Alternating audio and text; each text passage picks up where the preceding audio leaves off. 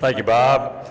I worked with Bob when I was in the Senate. He was the lawyer I had to go to when we were trying to address all the education issues that Governor Barber had asked us to try to address. So, Bob, I really appreciate you. I really had not intended on being here today. I was in Charlottesville, Virginia, where all the commissioners in the southeast part of the United States were gathered together to talk about all the problems that we're seeing within the insurance industry. You know, we're regulators, but we're also in the risk management business. And we're looking at what's happening in trends and rates and what's happening with inflation and where do we go? How do we insure homeowners? How do we insure automobiles? How do you insure the commercial truckers that are out there that everything depends upon? What Andy Gibson just told you about the water issues that we have to look at all of that because that affects your rates. Every bit of it affects your rates. And critically, what's happened to us as insurance regulators, our jobs are so complicated, so complex in dealing with issues such as artificial intelligence, cybersecurity, and all of the world events that affect us on the cost of reinsurance. We have to be experts in almost everything, and none of us can do that. We depend upon other people. I testified before a Senate committee last week about trying to make my job appointed instead of elected, and I'm going to talk about that briefly. But one of the questions was, how do you do everything that you do? And I looked at the senator and I said, you've got to trust the people that you hire. You've got to trust the experts to know what they're doing. So, in 2007 at the Neshoba County Fair, I mentioned that I would ask, if I were elected, I would ask the legislature to consider making my job appointed instead of elected. I am now doing that. The job's very complex. You've got to have good regulators, and to do that, you've got to have people that understand what regulation's about. We don't need people running for this office to try to move up. This job is one that depends upon stability, predictability, and reliability on our regulations. What we need are people that understand the industry and the job. When it costs you $1.5 million to run an election, and that's probably what it will cost for a new commissioner to run, you've got to raise that money from somebody, and you know where it comes from? A little of it comes from you out here in the audience. Most of it comes from the very people you regulate. And folks, let me tell you, it's hard to take a campaign check from somebody and tell them no the next day. But I've done it for 17 years, and I'll continue doing it as long as I'm commissioner and as long as you have to raise money. You've got to understand that. So what we're asking is this, very simple, that the job be appointed and not elected. We will propose to the legislature a package that would say the job would be appointed. It could be appointed by the governor or a pool of nominees which come from other states and confirmed by the Senate. And that's important to understand that you got to have confirmation by the Senate. That kind of keeps politics out of what we do. And this is not new. We already appoint the Department of Revenue Director. We appoint the Commissioner of Workers' Comp. Mark Formey is appointed.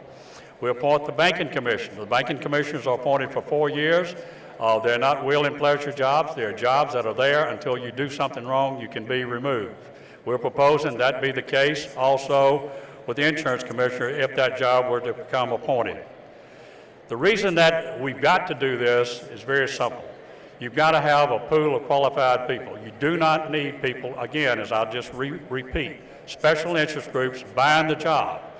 Who would want this job and have to spend $1.5 million for a job that's 10 times what you're going to get paid? Think about what I've just said to you. If you're going to do that, you need to have someone who's appointed who knows what they're doing. I'm not sure I knew what I was doing. I've got a lot of smart people that work for me, and I listen to them. I found out real quick, you can't go in there thinking you know more than anybody else. You've got to listen. And you know, our legislators do that. Our chairmanships in the legislature depend upon knowing that the chairman of another committee knows what they're doing, because you cannot be an expert in every subject. We deal with issues that affect everything in your life. From the time a child is born until a person dies, we deal with some aspect of their life, from prenatal care with insurance until burial insurance when they die, and everything in between. Life insurance, homeowners insurance, automobile insurance, you name it, we deal with it.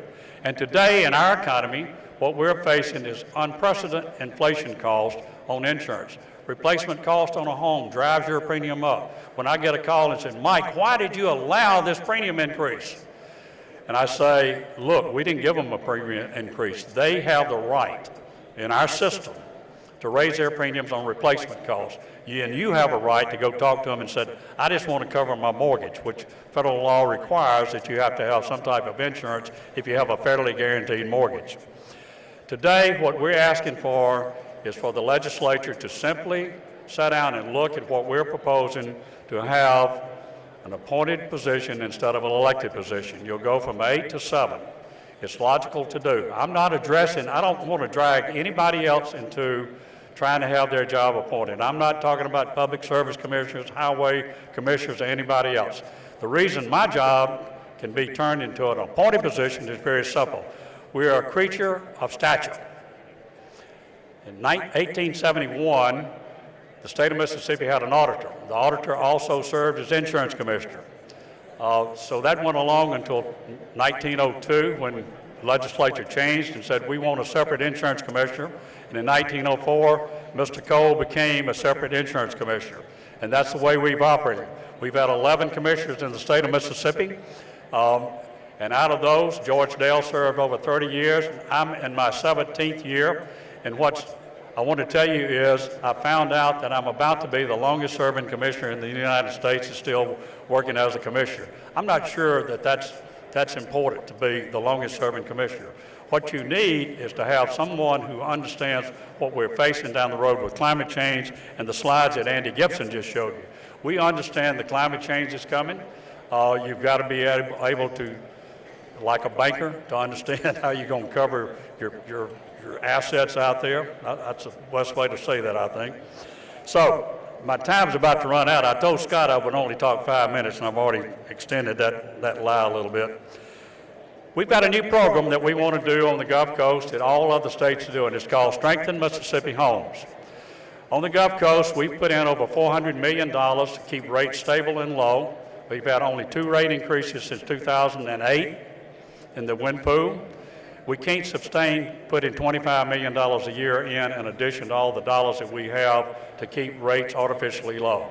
The only way that you're going to lower rates on the Gulf Coast is to strengthen homes. You've got to have a stronger home and you've got to stay out of the floodplain. That's pretty hard to do when most of the homes on the coast, if they weren't destroyed by Katrina, are older homes. And what we're proposing is to do what Alabama's done with 50,000 homes, and that's to go in and have a pledge of up to $10,000 to make that home stronger, to keep the roof on so people have a home to come back to. Not only is that a benefit to that consumer and to the economy of the Gulf Coast, it's a benefit to the state of Mississippi and to their premium they have to pay. When you mitigate a home, you lower your rates as much as 40%. That's a big deal for us.